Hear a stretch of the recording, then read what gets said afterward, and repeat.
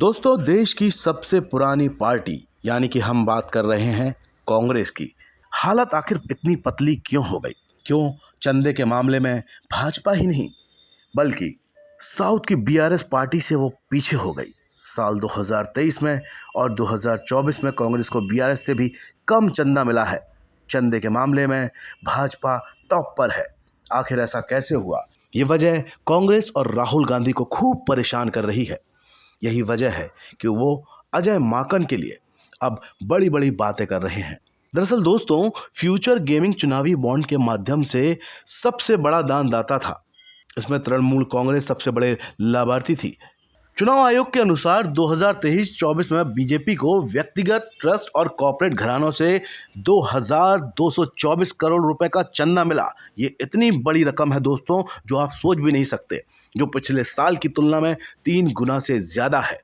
कांग्रेस को वहीं 288.9 करोड़ रुपए मात्र मिले हैं। यही वजह है कि कांग्रेस की हालत दिन ब दिन गिरती जा रही है और अब उसे फंड जुटाने में भी बड़ी दिक्कत हो रही है। तो चलिए अब एक एक करके आपको पूरी रिपोर्ट सिलसिलेवार तरीके से समझाते हैं। दरअसल चुनाव आयोग के अनुसार बीजेपी को 2024 में जो है 2244 करोड़ रुपए मिले, तो कांग्रेस को 288 करोड़ रुपए, जबकि पिछले साल ये राशि केवल 89 करोड़ रुपए थी। यह आंकड़ा चुनावी बॉन्ड के जरिए मिली रकम को छोड़कर है, जिसे पार्टियों को अपने सालाना ऑडिट रिपोर्ट में दिखाना होता है।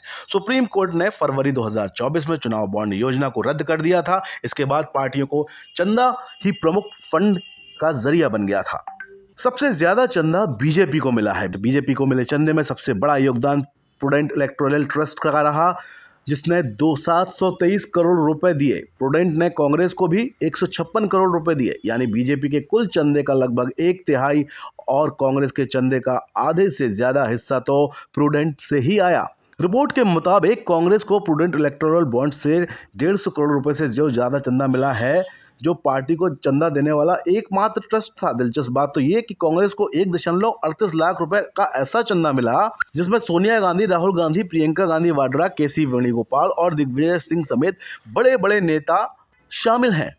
वहीं प्रूडेंट ने 2023-24 में बीआरएस को 85 करोड़ रुपए और वाईएसआर कांग्रेस को 62.5 करोड़ रुपए भी दिए। इन दोनों पार्टियों को उसी साल सत्ता से बाहर कर दिया गया था। आंध्र प्रदेश की सत्ताधारी पार्टी टीडीपी को प्रूडेंट ने 33 करोड़ रुपए दिए। डीएमके को ट्रायम्फ इलेक्टोरल ट्रस्ट और जय भारत ट्रस्ट से 8 करोड़ रुपए मिले।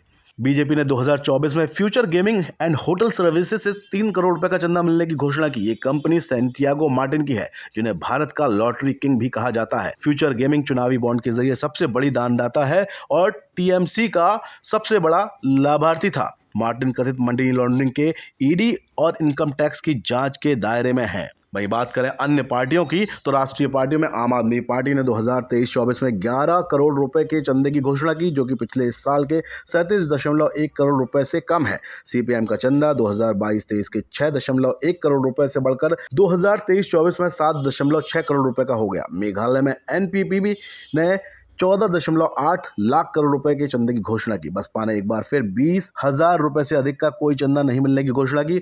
बीजेडी ने साल 2024 के लिए शून्य चंदा घोषित किया।